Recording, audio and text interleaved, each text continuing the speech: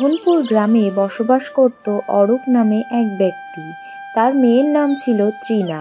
তার প্রথম স্ত্রী মারা যাওয়ার পর সে দ্বিতীয় বিয়ে করে আরেক স্ত্রীকে বাড়িতে নিয়ে আসে।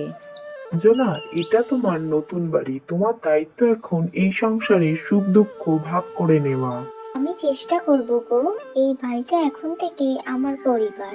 তৃণা এই কথাগুলো দূর থেকে শুনছে আর মনে মনে ভাবছিল, এই মহিলাকে আমি কখনোই আমার মা বলে মেনে নেব না।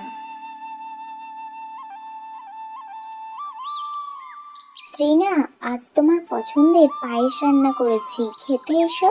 কি ব্যাপারটা কি বলতো, তুমি এত সকাল সকাল আমাকে ডাকাডাকি করছো? আমার জন্য এই সমস্ত করার কোনো দরকার নেই। আমি তোমার দয়ায় থাকতে চাই না। দেখো তৃণা, তুমি রাগ করো না। আমি তোমার মায়ের জায়গা নিতে আসিনি। আমি শুধু তোমার ভালো মা হওয়ারই চেষ্টা করছি। মা, তুমি আমার মা হতে পারবে না। আমার মা হওয়ার চেষ্টাও করো না কখনো।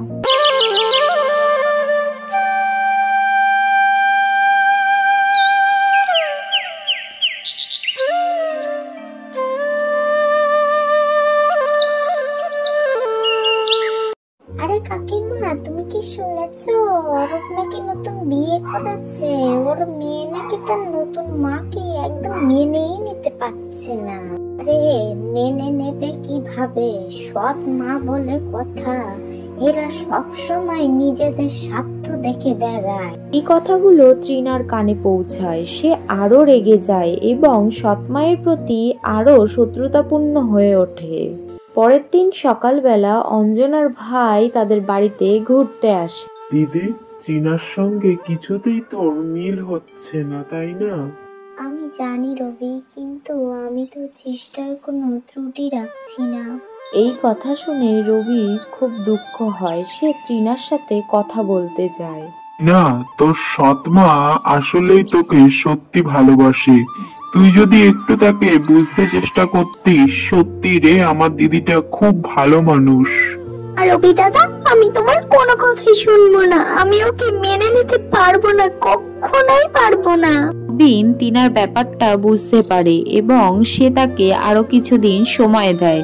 তারপরে রবিন বাড়িতে চলে যায়। এরই মধ্যে একদিন তৃণা হঠাৎই অসুস্থ হয়ে পড়ে আর তার সৎমা সারা রাত জেগে তাকে সেবা যত্ন করে সারিয়ে তোলে। তুই আমার মেয়ে তৃণা, তোর জন্য আমি সব করতে পারি।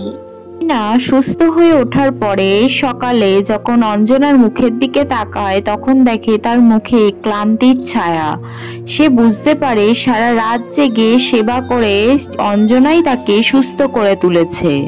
মা, তুমি কাল সারা রাত আমার সেবা যত্ন করে সুস্থ করে তুলেছো আমায়। আর আমি তোমাকে কতই না খারাপ কথা বলেছি।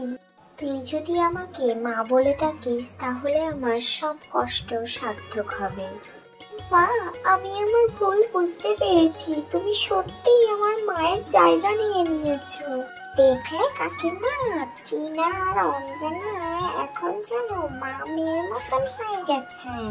সত্যিই তো, এইভাবে যদি সবাই একসাথে থাকে তাহলে সংসারটা তো স্বর্গ হয়ে যায়।